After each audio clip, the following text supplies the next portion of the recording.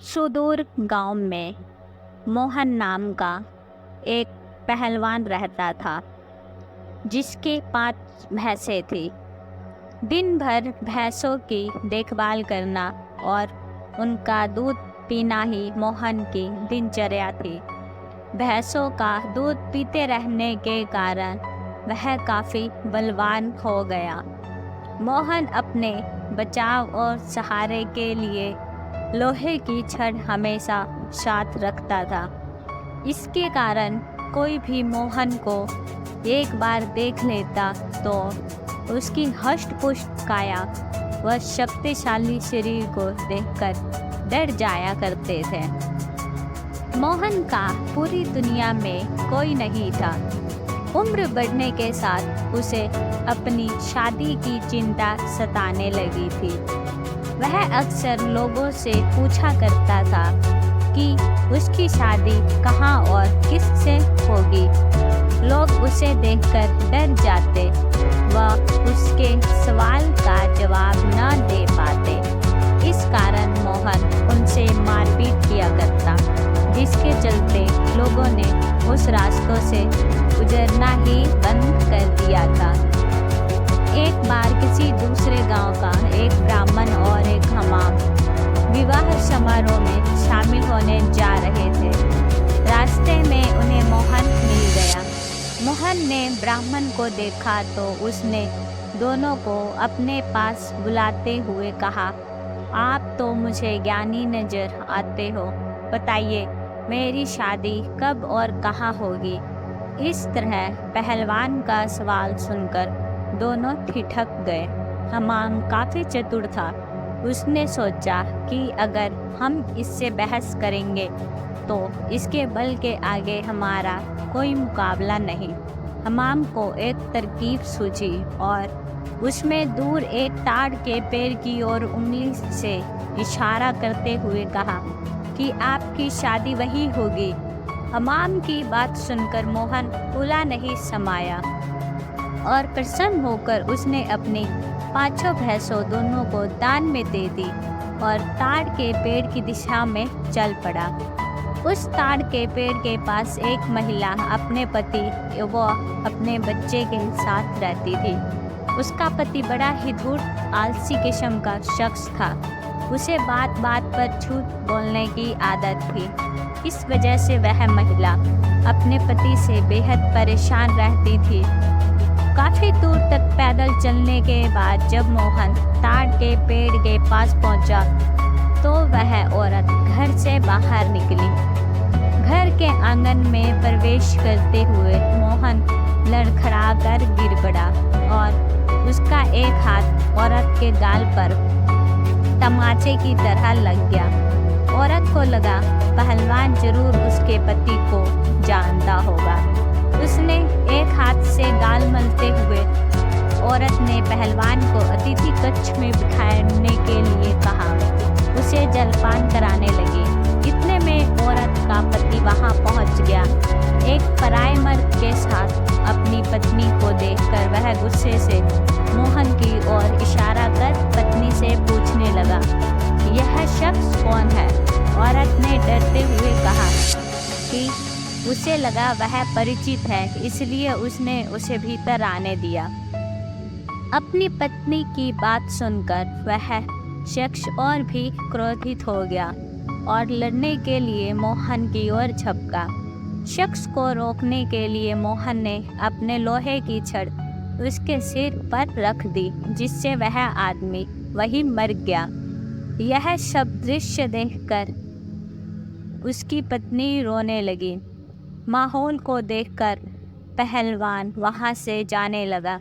उस औरत ने मोहन को रोक लिया और कहने लगी, उसके पति के अलावा घर में कमाने वाला कोई नहीं था।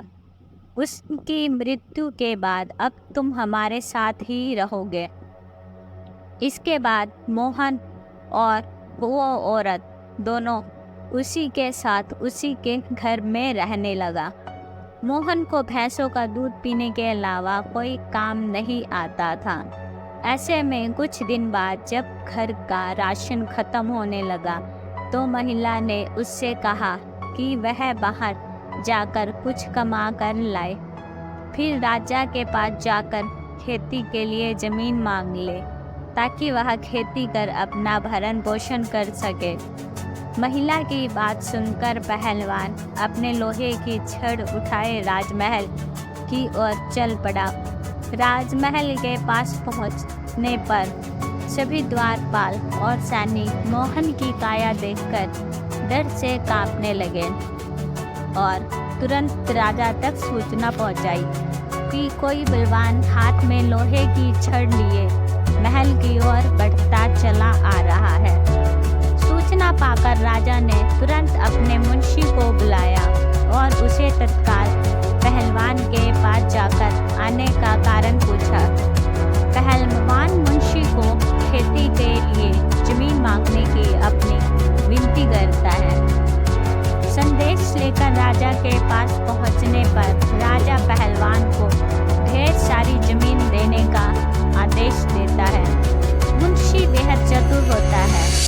वह राजा द्वारा पहलवान को दी गई अधिकांश जमीन सेवई के लिए रखकर मोहन को कब्रिस्तान के पास एक बंजर जमीन का छोटा सा टुकड़ा दे देता है, जिसे पाकर पहलवान खुशी खुशी वापस लौट जाता है। उस बंजर जमीन के पास के बीच में एक पीपल का पेड़ होता है, जिस पर भूतों का बसेरा होता है। जमीन को फसल उगाने योग्य बनाने के लिए जब पहलवान जुताई शुरू करता है तो पेड़ के कारण उसे खेत जोतने में परेशानी आने लगती है। मोहन उस पेड़ को उखाड़ने की ठान लेता है और अपनी लोहे की छड़ से उस पर प्रहार करता है, जिससे करीब 150 भूत पेड़ के नीचे गिर जाते हैं और गुस्से से पहलवान की ओर लड़ने के लिए दौड़ने लगते हैं। पहलवान अपनी छड़ से भूतों के छक्के छुड़ा देता है। पहलवान से जीतना असंभव जानकर भूत मोहन के सामने पेड़ न काटने की गुजारिश करने लगे। भूतों ने कहा, यह हमारा घर है, हम कई साल से यहाँ रह रहे हैं, हमारे घर को मत उजाड़ो। भूतों ने इसके बदले खेतों में काम कर उपज मोहन के घर पहुँचाने का प्रस्ताव रखा। मोहन को भूतों पर दया आ जाती है और वह उनका प्रस्ताव स्वीकार कर घर चला जाता है। इसके बाद से भूत समय समय पे पहलवान के घर हर फसल पहुंचाने लगे। एक बार उन भूतों का गुरु उनसे मिलने आता है। सभी भूतों को दुबला पतला व कमजोर देखकर उनकी दुर्दशा का कारण पूछता है। भूतों ने पूरा वृत्तांत सुनकर गुरु पहलवान को सबक सिखाने की ठानता है। उसके घर की ओर चल पड़ता है। भूतों का गुरु एक बिल्ली का रूप धारण कर पहलवान पर हमला करने की योजना बनाता है। उन दिनों पहलवान के घर में रोज एक बिल्ली रसोई में घुसकर सारा दूध पी जाती थी, जिससे वह काफ़ी परेशान था। उस दिन पहलवान भी उस बिल्ली को सबक सिखाने के लिए दरवाजे के पीछे छिपकर बिल्ली का इंतजार कर रहा होता है। जैसे बिल्ली के रूप में भूतों के गुरु कमरे में प्रवेश करता है, पहलवान उस पर प्रहार कर देता है।